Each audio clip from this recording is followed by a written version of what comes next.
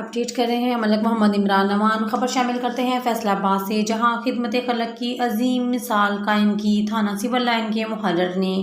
تھانہ civil line میں ایک سائل جو کہ معذور تھا تھانے میں آیا، جس نے جناب ایس پی صاحبہ کے پیش ہونا تھا۔ محرر تھانہ سول لائن نے خدمت خلق کو مد نظر رکھتے ہوئے معذور سائل کو اٹھا کر تیسری منزل پر بحفاظت پہنچایا، جس پہ سائل نے پنجاب پولیس کو ڈھیروں دعائیں دی اور پنجاب پولیس زندہ باد کا نعرہ لگایا۔